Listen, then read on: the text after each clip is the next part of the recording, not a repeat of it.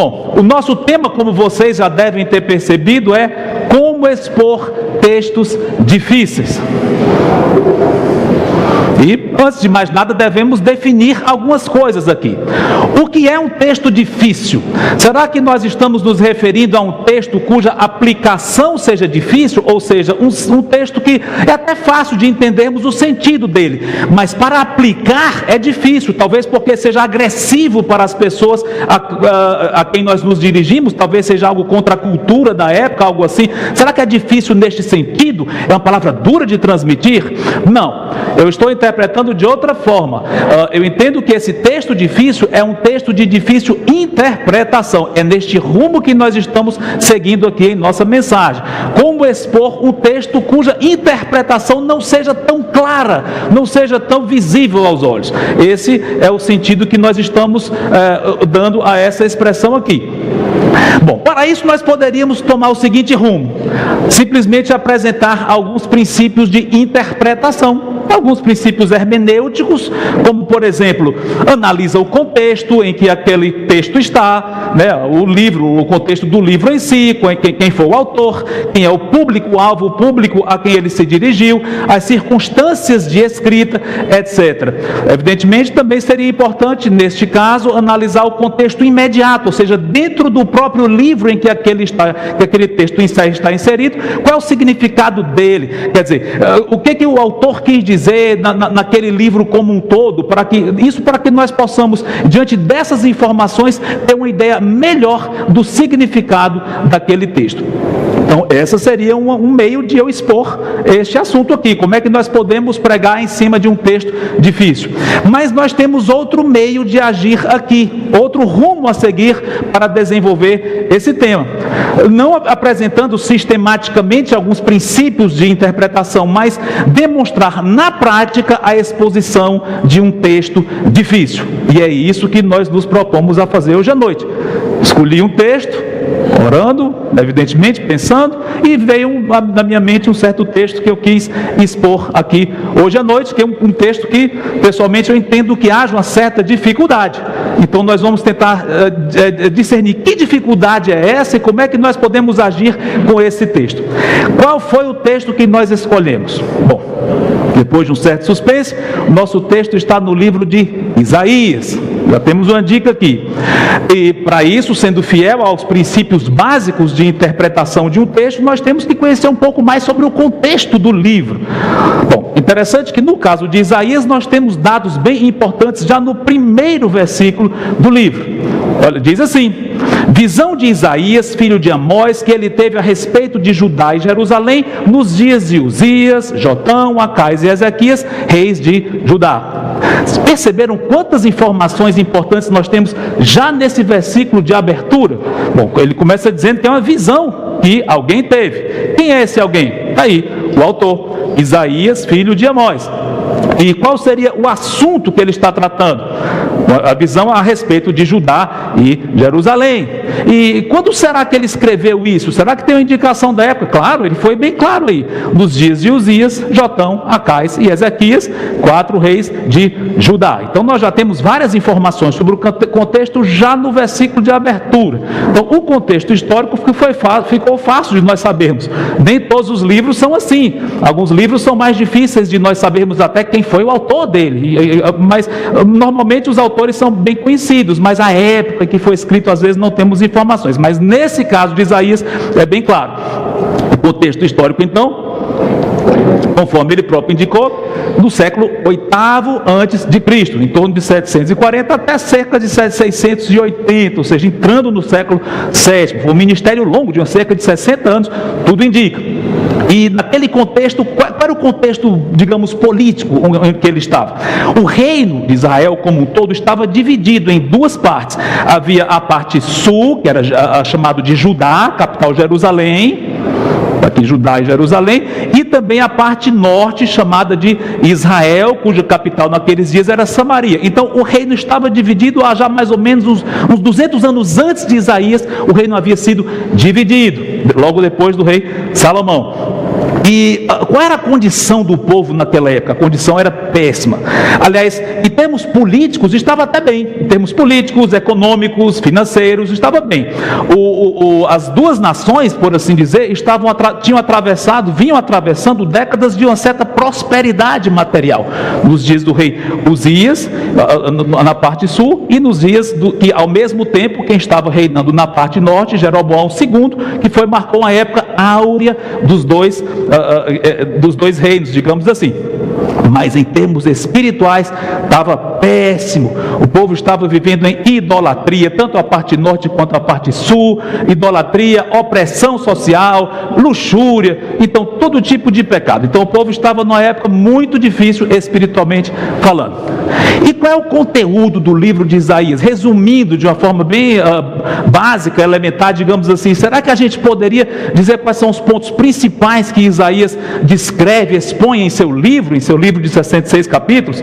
Sim, um dos pontos que salta aos olhos do leitor de Isaías é a denúncia de pecados. Acabei de comentar que os reinos estavam numa situação péssima.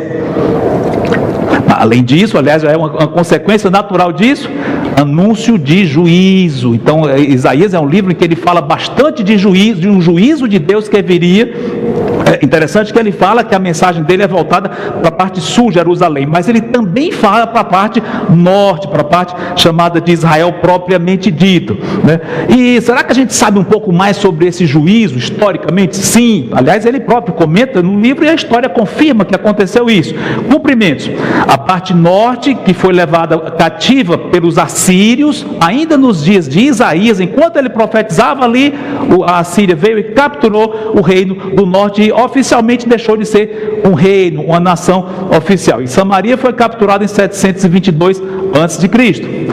Mas Isaías também fala que haveria uma outra invasão de um poder estrangeiro, que levaria à parte sul, a parte chamada de Judá, seriam os babilônios.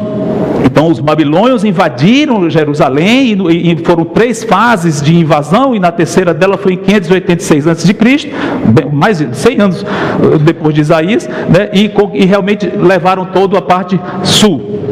Ok? Então isso foi cumprido conforme Isaías tinha predito. Então vimos aqui o conteúdo de Isaías em termos gerais, mas Isaías vai além disso. Interessante, muitos falam do livro de Isaías de uma forma bem otimista, no sentido, que livro bonito, que livro gostoso de ler. E isso até parece que não condiz com o que estamos comentando aqui agora. Um livro que fala de denúncia de pecado, que fala de juízo. Como é que Isaías pode ser um livro tão, digamos, querido por tantos leitores? Porque não é só isso que ele fala. Ele fala também, sabe o quê? Olha só, promessas de restauração. Então o livro de Isaías, de ponta a ponta, apesar de falar dos pecados, apesar de falar de condenação, ele fala que vai ter uma grande, ele fala para os leitores dele, vai ter uma grande restauração, digamos assim. Mais um ponto importante, antes de entrarmos no nosso texto. Isso tudo é o contexto para a gente poder entrar no texto já conhecendo um pouco mais sobre o profeta. Mas um ponto muito importante aqui: as descrições, tanto de juízo quanto da restauração final, transcendem os cumprimentos históricos. Como é isso? Complicou? Não, não complicou não. Algumas coisas que Isaías predisse, algumas profecias que ele verbalizou, que ele escreveu ali, foram cumpridas, como já comentei. Cativeiro da Síria, cativeiro da Babilônia, sim. Porém, quando ele fala de juízo vindo, as coisas que ele descreve, a descrição dele adquire uma conotação muito maior do que qualquer coisa que já aconteceu, do que qualquer evento que já aconteceu na história. Estão entendendo? Então, quando ele diz, olha, Jerusalém vai ser atacada, e quando ele descreve os invasores de Jerusalém, ele fala de forma tão forte, tão marcante, que é muito além do que os babilônios fizeram. Então, como é que pode? Detalhe: quando ele fala da restauração, também é de uma forma impressionante, muito grande. Alguns pontos já foram cumpridos na história. Aliás, um parêntese aqui: um dos versículos mais marcantes de Isaías, que aliás tem dado uma certa complicação para os teólogos céticos, é quando ele prediz, mais de 100 anos antes, um certo personagem pelo nome que iria libertar o povo e fazer o povo voltar para a sua terra. Que personagem era esse? Muito bem. Mais de 100 anos antes, 150 anos antes de Ciro, Isaías já disse, Isaías disse, Ciro vai libertar, Deus dizendo através de Isaías, Ciro vai libertar o meu povo e vão voltar para a terra. Ou seja, alguns elementos da profecia de Isaías já foram cumpridos. Mas quando ele fala de uma restauração, vai muito além do que aconteceu na história. É uma restauração, digamos, até cósmica, é universal, é mundial. Então ele fala de uma forma muito grandiosa. O que nós podemos concluir disso? Eu entendo que isso aponta para profecias com duplo alcance, um histórico já acontecido e escatológico do futuro. Aliás, só um parêntese aqui. Alguns não gostam dessa expressão de duplo alcance. Eles dizem que a gente defender que uma profecia tem duplo alcance pode dar a entender que uma profecia tem sentidos completamente independentes um do outro. Tipo, o profeta do Antigo Testamento disse uma coisa, mas o do Novo interpreta de uma forma completamente diferente. Seria um duplo alcance. Não é o sentido que eu estou dizendo aqui de forma alguma. Essa ideia eu não concordo, que uma profecia tem vários sentidos completamente independentes um do outro. Não é isso que estamos querendo dizer. Ou seja, quando eu uso essa expressão, eu quero dizer, elas apontam para situações distintas, mesmo que relacionadas uma com a outra. Entenderam? Ou seja, algumas profecias se cumpriram com a Babilônia, mas ainda aguardam um cumprimento maior do que Babilônia. Algumas profecias se cumpriram com os judeus voltando do exílio, mas o que aconteceu não cumpre tudo não. Ainda falta um cumprimento final, no fim dos tempos, escatológico, em que vai ter um livramento muito maior, tá? Entenderam o que nós estamos querendo dizer com duplo alcance, né? Então a profecia de Isaías é cheia disso. Bom, finalmente vamos chegar no nosso texto escolhido. Já falei do livro, né? E qual será o nosso texto? Bom, vou dar mais uma dica antes de nós entrarmos no texto em si. Nosso texto está no penúltimo capítulo de Isaías. Qual é? Isaías 65. Nosso texto está ali. Bom, contexto imediato. Onde é que está inserido aquele texto, aquele trecho, aqueles versículos que vamos falar? Onde é que eles estão inseridos especificamente? Bom, diante da péssima situação espiritual do povo, o profeta clama a Deus: Senhor, intervém, faz alguma coisa, né? E Deus responde. Isso no capítulo 64, chegando perto de onde a gente vai falar aqui. E Deus responde no capítulo 65. Ele diz que ele tem chamado o povo, mas o povo tem reagido mal, endureceu o coração, se rebelou, não quis saber de Deus, caiu em idolatria. Porém, Deus vai chamar um outro povo, ele promete lá em Isaías 65, que não o conhecia, falando da chamada dos gentios. Aliás, um texto que Paulo até cita em Romanos. Mas lá também diz que ele vai chamar um remanescente fiel dentre os próprios judeus. Esse é o contexto. Então, finalmente, vamos chegar ao nosso texto, que reputamos como um texto difícil, e vamos tentar destrinchar e dizer qual é a dificuldade e como é que nós podemos solucionar, aos meus olhos, essa aparente dificuldade. Está aí o nosso texto. Isaías 65, versículos 17 a 25. Os irmãos podem chegar lá.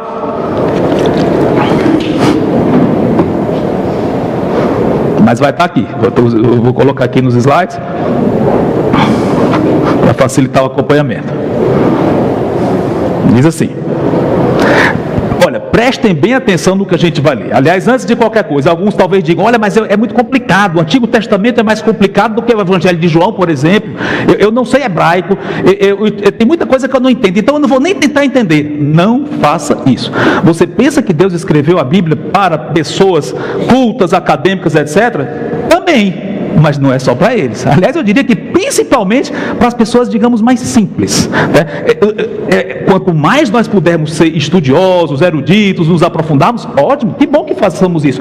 Porém, a Bíblia é clara o suficiente para a pessoa mais simples poder entender. Às vezes, os teólogos aqui complicam as escrituras, e às vezes, num sentido tão óbvio, tão claro do texto, vem alguém e diz: não, mas essa palavra quer dizer outro, e vai com coisa que confunde tudo. Mas pensa, Isaías verbalizou suas profecias e deixou escrito aqui para todo mundo.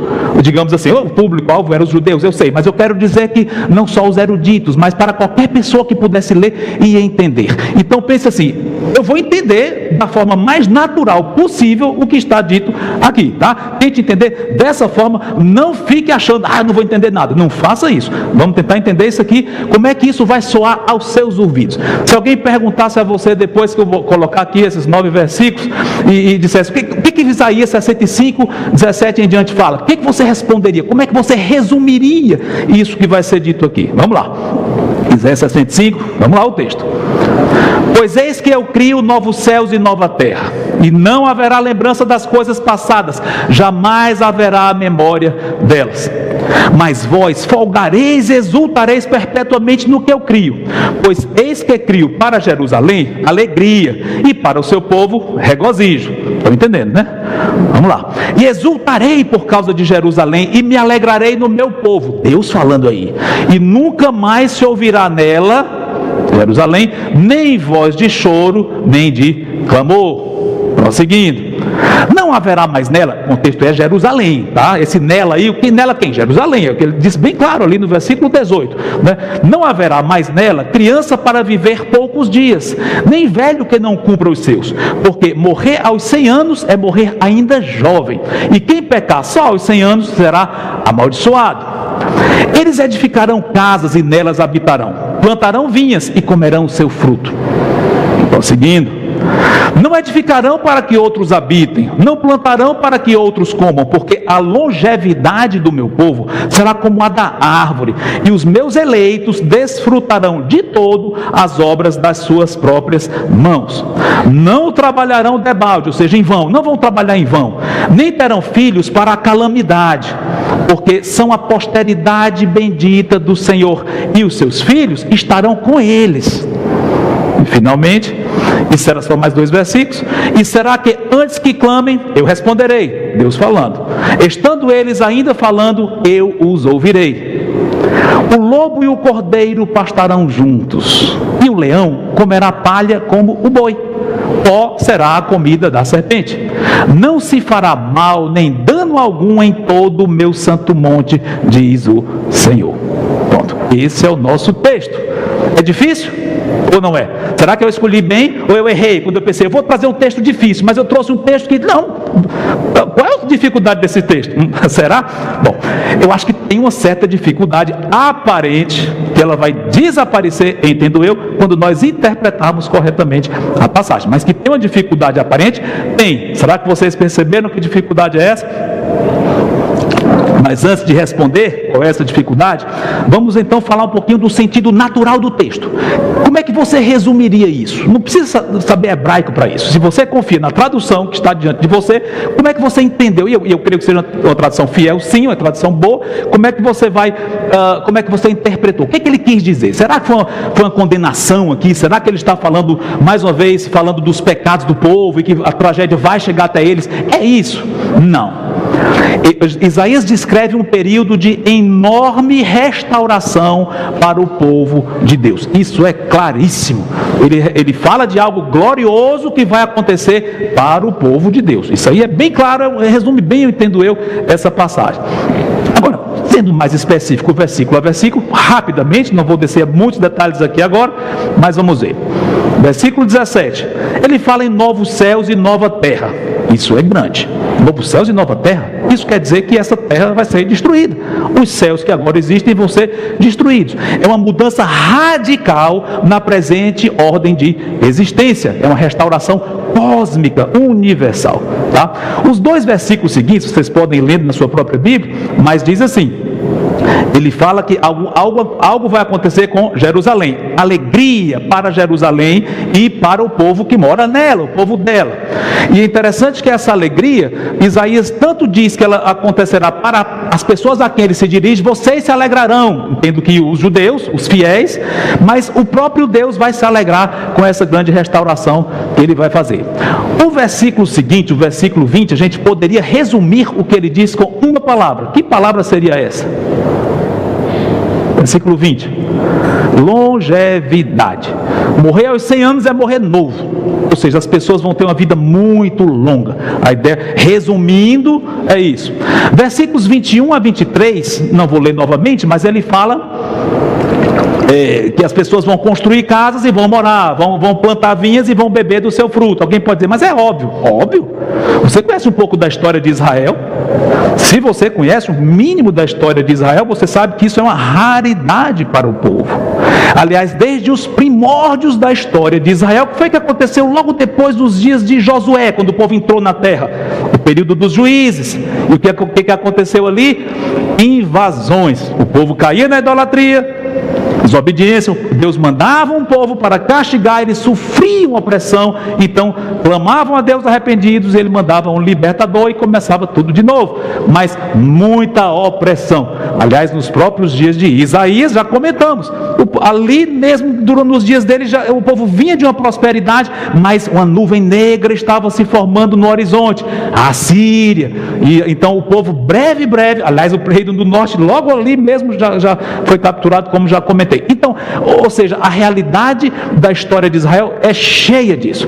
O povo plantava, vinha outros e saqueava aquilo tudo. E pior, imagine se você estivesse na sua casa e entra alguém lá, mata alguns familiares de vocês na sua frente, pega seu filho, sua filha de 12 anos de idade e leva escravizada para você não sabe nem para onde. Já pensou você, um pai, ver sua filha sendo levada dessa forma, ou seu filho? Ou você que mora com os pais, ver os seus pais sendo mortos, e você próprio, sua irmã, seu irmão sendo capturado, e todos os bens da sua família saqueados? É terrível, é trágico. Pois Israel sabia muito o que é isso. Então é muito significativo para os judeus ter essa certeza. Não se preocupem, vocês vão usufruir das coisas que vocês plantaram, edificaram. Não vai ter quem ataque vocês. Vocês não imaginam como é valioso para o judeu daqueles dias ouvir isso. Será que é só daqueles dias? Será que hoje essa promessa está bem fora da realidade? Ou seja, algo que nem fala ao coração de um judeu hoje? Será? Já pensaram? Imagina como Israel é hoje. Vocês sabem como é, cheio de ataques, cheio de inimigos ao redor. É homem bomba, é mulher bomba, é ataques terroristas, é isso, é aquilo, uma coisa horrível. Imagine uma promessa que diga para eles: vocês não vão mais ser atacados. Pode desarmar, desarme o exército, pode desarmar. Não tem quem entre aqui. Não precisa nem ter muro nas casas. Ninguém vai atacar vocês. Seus filhos vão crescer, amadurecer junto com vocês. Não vão ser criados para calamidade. Ninguém vai sequestrá-los, ninguém vai matá-los. Você vai usufruir da sua família com tranquilidade, com paz. É uma promessa muito gloriosa, muito significativa para os judeus. Versículo 24, um versículo curtinho, ele fala que orações serão respondidas imediatamente. O que isso denota? Comunhão com Deus. E, evidentemente, por trás de uma comunhão com Deus existe obediência a Deus. Então, o povo que vai estar lá vai ser um povo fiel, um povo santo, que conhece ao Senhor, obedece a Ele, tanto que ora e Deus já responde. Ok? Ou seja, um povo em comunhão com o Senhor. E, finalmente, versículo 25 fala de transformações na natureza. E vai ter uma completa ausência de danos ali naquela época. Bom, temos aqui então a breve descrição do texto que nós acabamos de ler. Mas enfim, voltando ao nosso ponto, qual é a dificuldade dessa passagem que eu perguntei agora? Tem dificuldade ou não tem? Tem. Qual será ela? Bom, o que você responderia? Não precisa responder não, mas veio na sua mente uma parte dessa profecia, uma parte desse texto que parece que não se encaixa com as outras?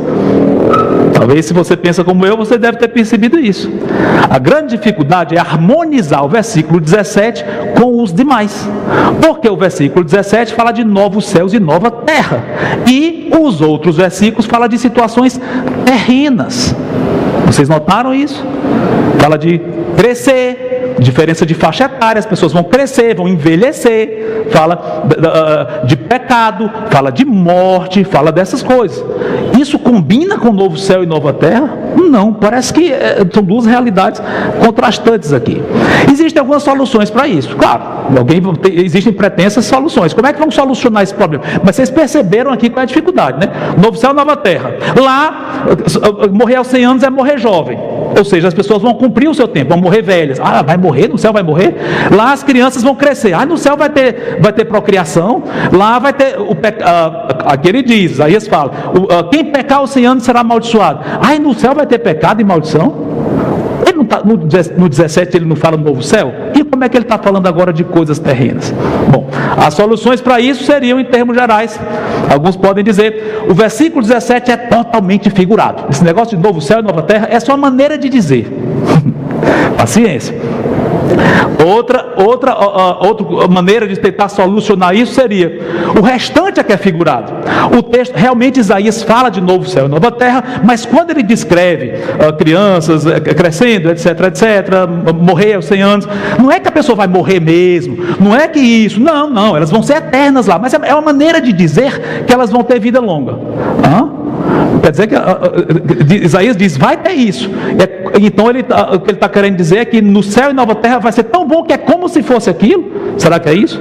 Irmãos, a minha resposta seria, não há nenhuma indicação de que se trate de uma mera comparação. O céu vai ser como alguém que planta uma vinha e vai como alguém que só morre aos 500 anos. Não há indicação de que é uma comparação. Quando a Bíblia fala de comparações, ela deixa bem claro. Aliás, o livro de Apocalipse, alguns até temem quando fala, tem medo dele, não precisa ter medo não, mas alguns ficam com medo, porque ele é cheio de simbolismos, mas João deixa bem claro quando ele está comparando, é como isso, ele deixa claro que ele está comparando uma coisa com a outra, ele não está afirmando que alguns pontos vão acontecer literalmente, ou seja, e as descrições aqui, está todo mundo posando ali, o que é isso? Ah, não é posando, pensei que era foto, bom, quem quer que esteja o carro aí, alguma coisa, vai lá e resolve isso, né? Mas enfim, voltando aqui, você já viu que não é o seu caso, vamos voltar para cá para não perdermos o fio da meada. Não há indicação de que é uma comparação e as descrições são detalhadas demais para ser algo muito figurado. Negar essas coisas, a literalidade, é abrir a porta para negar qualquer coisa. Se você disser, não, essa questão de criança morrer criança não vai morrer nova, etc, é só uma figura de linguagem, não quer dizer que vai ter criança, que vai ter velho. Não, se a gente chegar nesse ponto de interpretação da Bíblia, a gente pode dizer o que a gente quiser com qualquer coisa. Então, quando qualquer promessa das Escrituras, você lê lá, não, isso aqui é linguagem figurada. Ué, como é que você acreditaria numa pessoa que só fala em linguagem figurada com você? Já pensou se essa pessoa promete uma coisa para você, depois você vai esperar ela dar outra coisa completamente diferente? Ela diz, eu vou lhe dar um computador. Aí ela desenha o computador e lhe dá no papel. Isso é uma piada, né? É brincadeira. Como é que você confiaria numa pessoa dessa? Não é verdade? Não confia nas palavras dela. Irmãos, nosso Deus nos criou a nossa mente que raciocina de uma certa forma, e Ele sabe como nós nos comunicamos, Ele criou essas coisas e nós raciocinamos de uma forma, nós nos comunicamos de uma certa forma.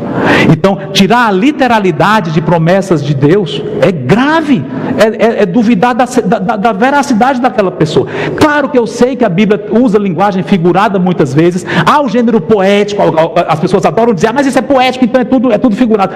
Calma, gênero poético é uma coisa, Isaías não está falando aqui em gênero poético, é profecia pura.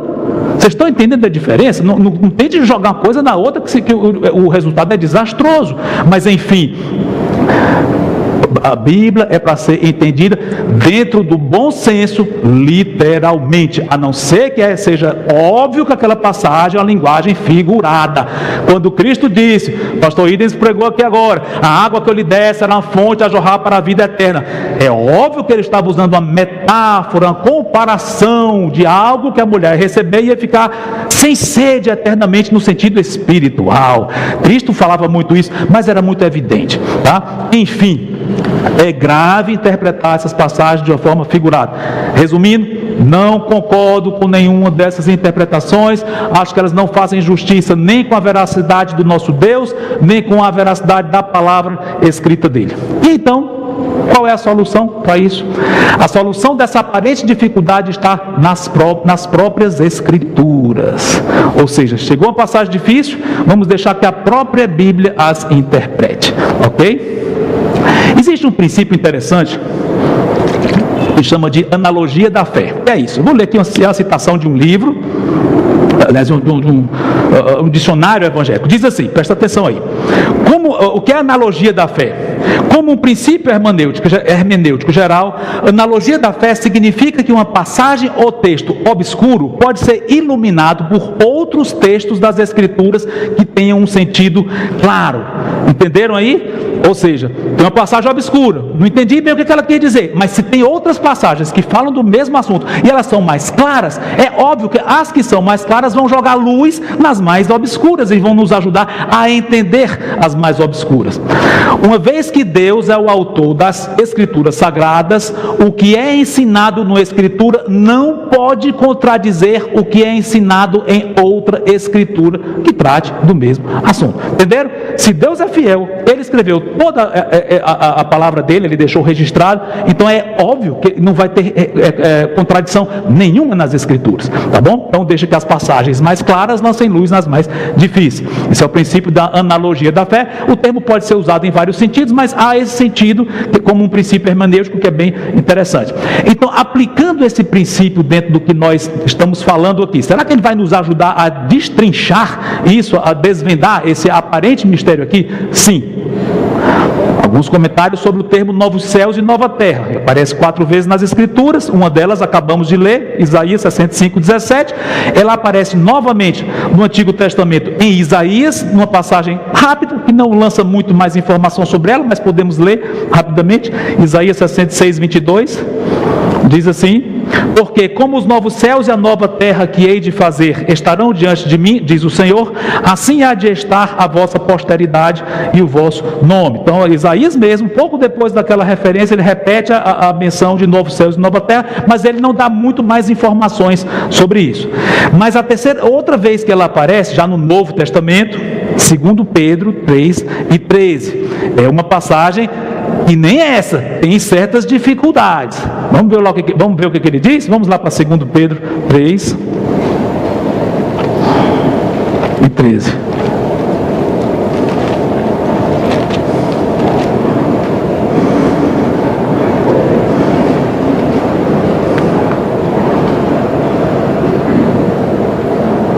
Do versículo 10 em diante, eu vou ler rapidamente aqui, tá?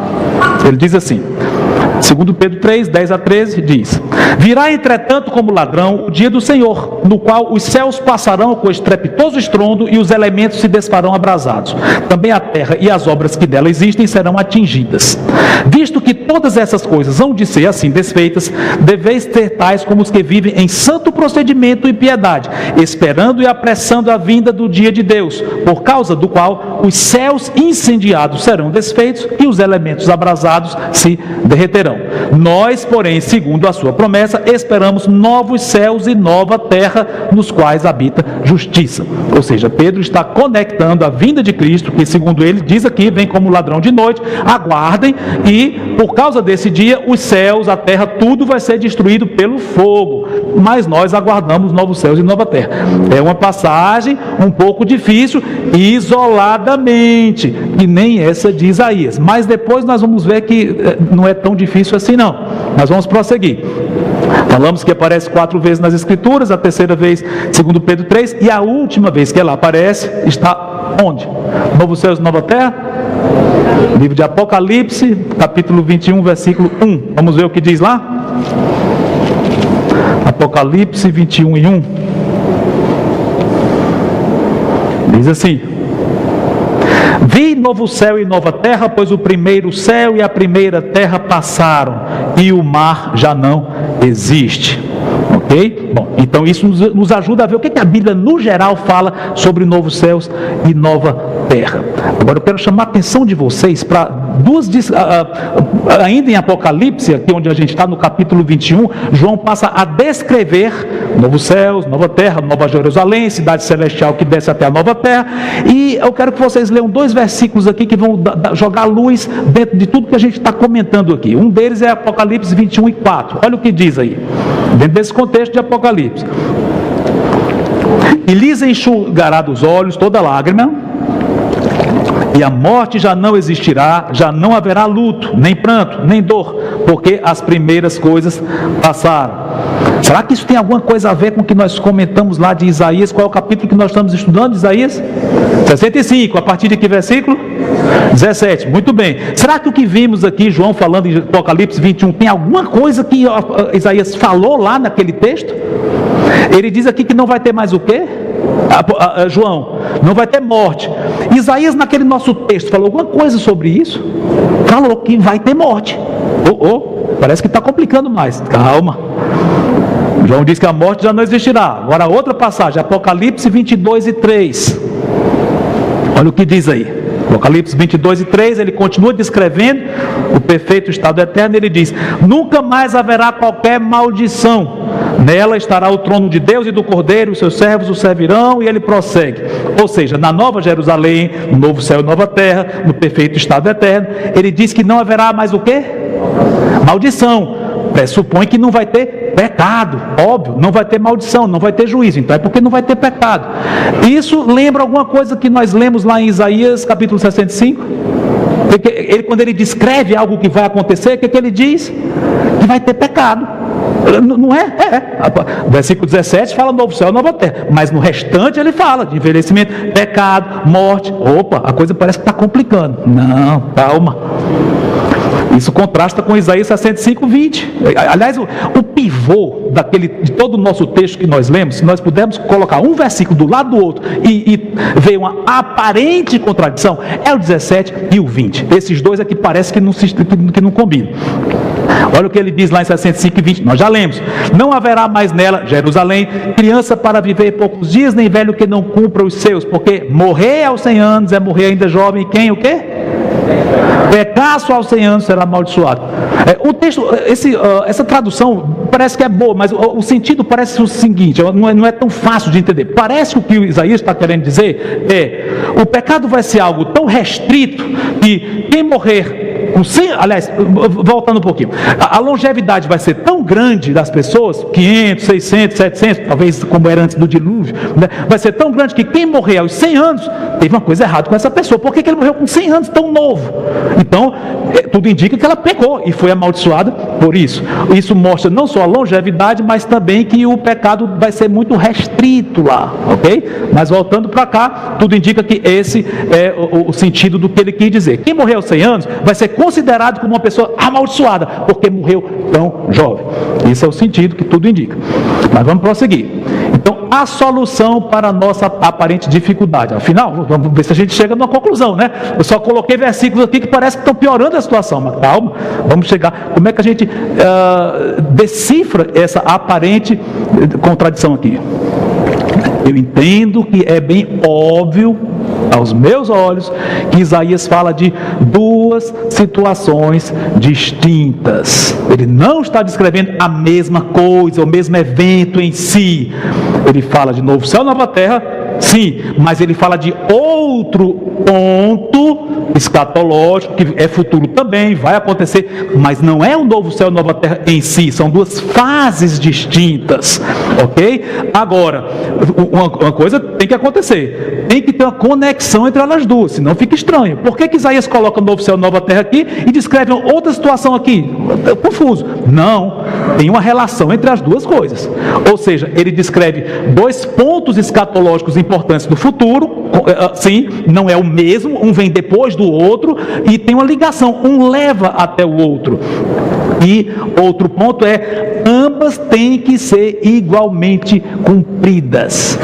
Se alguém diz, olha, eu creio que vai ter novo céu e nova terra. Ah, é? Então você tem que crer que vai ter uma época na história bem diferente de hoje, que as pessoas vão viver centenas de anos, vão viver com tranquilidade, com paz, sem medo de assalto, sem medo de guerra. Vai ter uma época na história que vai ter isso. Vai, porque está lá. Isaías 65, 18 a 25, descreve isso. Então, se alguém diz, eu creio no novo céu e nova terra, então você tem que crer também que a descrição daquele período é verdadeira. Ou por que Isaías vai prometer algo literalmente no versículo e no restante ele fala tudo figurado? Perceberam? Se um vai ser cumprido, o outro também vai, mas cada um no seu momento, ok? Já estamos tirando essa névoa aqui dessa aparente dificuldade. Agora, um ponto que vai nos ajudar muito nisso, antes de nós chegarmos na conclusão. O livro de Apocalipse lança mais luz sobre essa questão. Novo céu, nova terra, e outra fase muito especial na história, que é o que está nos outros versículos. O livro de Apocalipse, ele tem uma clara progressão cronológica. Alguns negam isso, alguns dizem, não, Apocalipse são ciclos, eles são cíclicos. Versículo tal, capítulo tal a tal, fala da história, mas aí depois começa tudo de novo, fica voltando. Eu não vejo isso em Apocalipse. Eu acho que isso é uma maneira de tentar negar coisas óbvias que estão lá, porque a maneira mais clara de entender é que é uma sequência muito lógica e cronológica, em termos gerais. Qual é essa sequência? Ele começa falando da igreja, capítulos 1 a 3, versículo 4 ele muda o cenário, não fala mais de igreja, só uma referência no final do livro, mas tirando aquela referência, o autor silencia sobre o assunto de igreja. Curioso, eu sei que é argumento do silêncio, mas vamos deixar isso para lá, fica para outra oportunidade. Seja como for, 3 primeiros versículos, igreja, 19 vezes João fala da igreja. Versículo 4 em diante, não fala mais da igreja, né? Muda o cenário, ele fala do céu no versículo 4 e 5. Versículo 6 em diante, até o 18, ele fala de um tempo terrível de tribulação que vai acontecer na terra. Depois disso, ele fala na nossa amada segunda vinda de Cristo, que nós amamos a vinda de Cristo, é bom demais pensar nisso, né? Aliás, nós pensamos no arrebatamento que vem antes, mas deixa para lá, vamos continuar aqui na sequência. Então, a partir do capítulo 19, ele fala da segunda vinda de Cristo, em que Cristo vem, pisa no planeta, e o que acontece? Versículo 20, olha a sequência aí, reino milenar de Cristo, ele diz claramente várias vezes, 1000 anos, Satanás preso por 1000 anos, Cristo reinará por 1000 anos, e prossegue lá no capítulo 20. Depois disso, novos céus e nova terra. O que nós podemos concluir? Haverá um período intermediário entre a era atual e o perfeito estado eterno. Que período é esse? O reino milenar de Cristo. O Apocalipse deixa isso muito claro. Alguns dizem, mas é só em Apocalipse que fala de 1000 anos, então não é verdade. Quantas vezes você acha que um versículo deve ser repetido para ser verdade? Não é? Vamos lá. É o seguinte, esse mesmo período muito especial, estranho para nós, alguns acham, querem negar a existência do milênio porque parece algo estranho, é fora da nossa realidade, nem é como vivemos hoje, nem é novo céu e nova terra, é algo que vai ser muito melhor do que é hoje, não vai ter algumas coisas que tem hoje, e alguns acham estranho imaginar isso. Quer dizer que vai ter gente com o corpo glorificado, andando junto com pessoas com corpo natural? Sim, mas como é que pode? Eu não sei, você vai ver lá, né? Se for salvo, né? Mas será que esse período, o milênio, é falado em outras partes das Escrituras? Mesmo que não diga 1000 anos, é só Apocalipse que fala a duração, é mesmo. 1000 anos só tem Apocalipse capítulo qual? Muito bem, mas o período é falado em outros profetas. Vimos Isaías falando no capítulo 65, mas tem outro profeta que nos poucos minutos que nos restam, vamos comentar aqui. Essa outra profecia é bem interessante. Vamos ao segundo profeta mais messiânico do Antigo Testamento. Alguns o consideram esse profeta como aquele que é mais messiânico, tirando Isaías. Só pede para Isaías em termos de referências ao Messias. Quem será? Zacarias, né? Capítulo 14 de Zacarias. Isso aqui nós vamos ler poucos versículos aqui. Vamos para Zacarias. Olha que coisa interessante que ele descreve aí.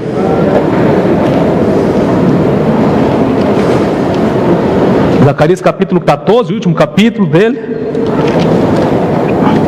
Versículo, vamos ler só o versículo 3. 3 a 5. Diz assim. Não tem aí não, vou ler aqui. Zacarias 14, 3 a 5. Então sairá o Senhor e pelejará contra essas nações como pelejou no dia da batalha. Naquele dia estarão os seus pés sobre o monte das oliveiras que está defronte de Jerusalém para o oriente. O monte das oliveiras será fendido pelo meio para o oriente, para o ocidente. Aí prossegue. Vamos para o finalzinho do versículo 5. Final do 5, última frase. Então virá o Senhor, o meu Deus, e todos os santos com ele, não há dúvida que Zacarias está descrevendo a vinda literal de Cristo, a segunda vinda. Mas olha o que ele diz logo em diante no capítulo, do versículo 16. Olha só: todos os que restarem de todas as nações que vierem contra Jerusalém subirão de ano em ano para adorar o Rei, o Senhor dos Exércitos, e para celebrar a festa dos tabernáculos. Adorar o Rei em Jerusalém, ok? Se alguma das famílias da terra não subir a Jerusalém para o quê? Adorar o Rei, o Senhor dos Exércitos, o que acontece? Não virá sobre ele a chuva. Vai ter castigo nessa época? Vai. Zacarias descreve a vinda de Cristo. Vimos aqui. O pé vai tocar literalmente no Monte das Oliveiras, que vai ser partido e tal, nós vimos. E ele diz que ele vai reinar. E vai ter um tempo que as nações vão até Jerusalém adorar o Rei. E quem não for, não virá sobre ele a chuva. Maldição. Um castigo. Versículo 14: se a família dos egípcios não subir nem vier, não cairá sobre eles a chuva. Virá a praga com que o Senhor ferirá as nações que não subirem a celebrar a festa dos tabernáculos. Ele prossegue falando de castigo. Interessante, depois da vinda de Cristo vai ter uma fase bem diferente de hoje, ele reinando corporalmente em Jerusalém, nações indo até Jerusalém adorá-lo, e vai ter pecado. Quer dizer, vai ter, vão, como o pregador falou, eles vão errar o alvo. Em vez de ir adorar Cristo, eles não vão adorar, pois vai ser punido aquela nação. Ou seja, vai ter punição, vai ter pecado. Ou seja, viram aí como Zacarias fala de um tempo entre a vinda de Cristo e o novo céu e nova terra? Cai bem com a passagem que nós estamos vendo aqui. A questão de lacuna na profecia, eu vou ser bem rápido aqui. Alguns podem dizer que, mas é estranho que Isaías fala num versículo novo céu e nova terra, e nos outros ele fala de outra situação.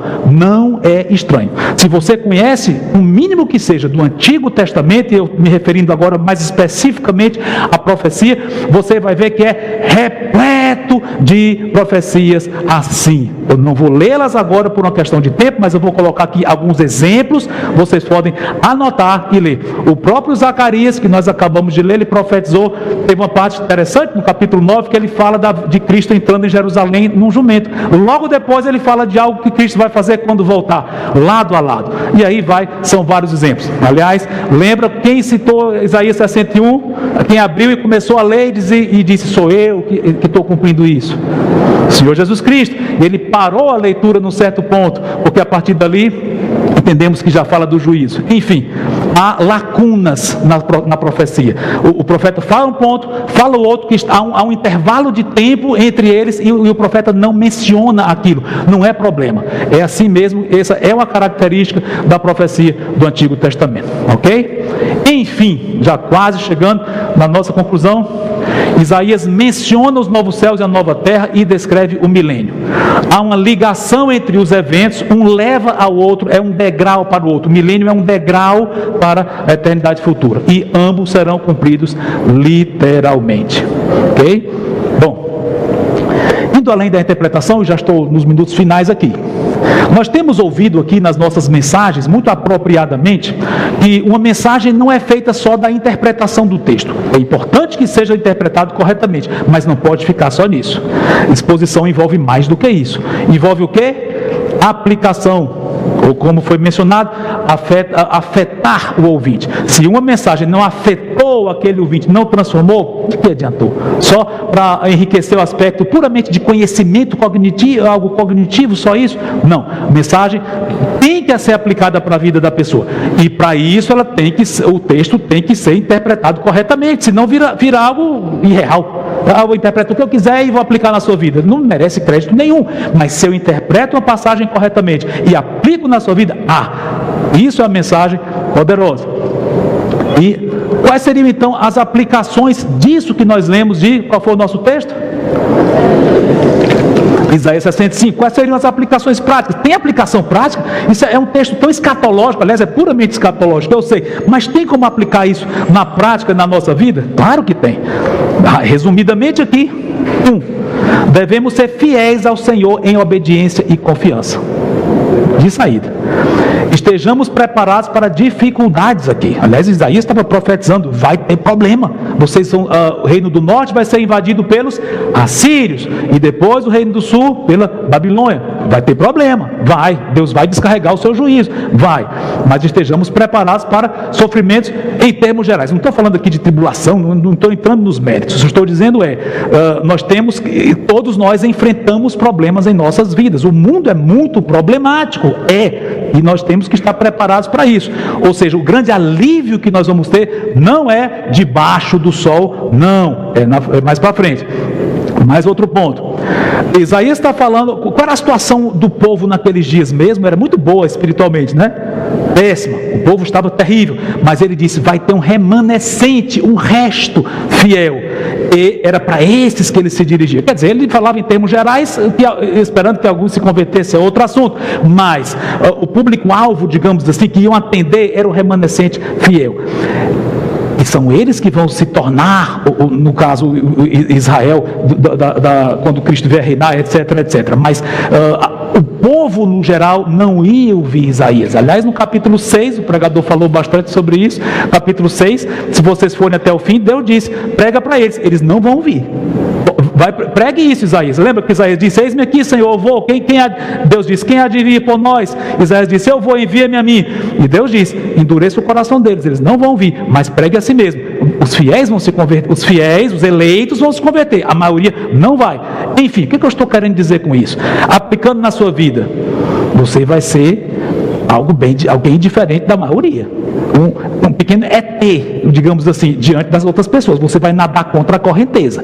Ao você dar crédito a essas palavras, você vai agir de uma forma bem diferente das pessoas ao seu redor. Seu colégio, sua faculdade, a sua vizinhança, etc, etc. Normalmente você convive com muitas pessoas que vão ser bem diferentes de você. Andamos contra a correnteza. E finalmente, nós somos confortados pela certeza de um futuro maravilhoso quando o Senhor Jesus nos chamar para si. Estou aplicando diretamente para nós aqui, igreja. Ou seja, sejamos fiéis ao Senhor, vamos enfrentar problemas, inclusive porque vamos ser bem diferentes dos outros, mas maravilhas nos aguardam, não debaixo do sol, mas quando Cristo vier nos arrebatar, ou nós formos para Ele no céu. E finalmente a conclusão mesmo, só quero deixar um dos pontos aqui para fechar mesmo. Por que o Senhor deixou textos difíceis em sua palavra? Não seria tão mais fácil se não tivesse nada difícil? Tudo bem claro. Agora, perguntando de outra forma, por que será que Jesus falou por parábolas? Lembra o que ele disse? Perguntaram, por que o Senhor fala por parábolas? Porque foi interessante, na sabedoria dele, ele sabia que ele queria dizer de uma forma tal que os que tivessem interesse iam mais fundo, os que não tivessem, os que não teriam interesse iam se contentar só com algo superficial e não iam mais fundo. Ou seja, havia um misto de revelar e encobrir para testar até que ponto a pessoa tinha interesse. Eu diria que a resposta é basicamente essa. O Senhor prova o nosso zelo por Ele. Como é que nós podemos mostrar que zelamos pelo Senhor quando tem um texto e nós queremos dizer, Senhor, eu quero conhecer isso, eu quero conhecer mais, eu quero te conhecer mais e mergulhar mais fundo na tua palavra. Isso nós demonstramos nosso zelo por Ele e pelas pessoas ao nosso redor, porque nós aprendemos melhor a palavra e pregamos com mais acuracidade. Isso aqui, basicamente o que nós já comentamos. Outro ponto, ele quer a nossa diligência, nosso esforço. É muito cômodo a gente dizer, eu só quero pregar o que é fácil e pronto. Não, pegue um texto que aparentemente difícil, destrinche, estude, vá fundo nele. Interessante, eu estou quase fechando aqui, mas vocês já perceberam que cada passagem bíblica só tem um sentido correto? É impossível uma passagem ter sentidos contrastantes. Só há um sentido verdadeiro que Deus quis dizer, óbvio. Então, se há um texto, você interpreta de uma forma e uma pessoa interpreta de outra, os dois não podem estar certos. Um dos dois está certo, é claro. Isso mostra que nossa mente é muito finita, nós somos deficientes em entender a verdade, mas nós devemos primar por entender, Senhor, eu quero entender o sentido certo dessa passagem, né? E já comentei isso aqui, e finalmente, com essas dificuldades de textos, Deus nos mantém humildes e dependentes dEle, para entender a palavra dEle e poder viver conhecendo mais a Ele, a palavra, e pregar essa palavra ao nosso redor e edificar irmãos com ela. Amém? Vamos orar. Santo Deus, muito obrigado pelo que fizemos aqui agora, por essa mensagem. Te pedimos que ela toque nossos corações, ou venha tocando, ou continue tocando, e que cada um de nós saia de alguma forma mais sedento da Tua palavra, de querer conhecer cada vez mais e não nos deter diante de passagens difíceis, mas mergulharmos fundo, querendo entender o significado dela. Muito obrigado por tudo que Tu tens feito em nossas vidas, ser com o nosso retorno aos nossos lares agora. Em nome do Senhor Jesus, te agradecemos por tudo isso, por Tua fidelidade, Senhor Deus, e pedimos que Tu sejas com cada um de nós. Amém.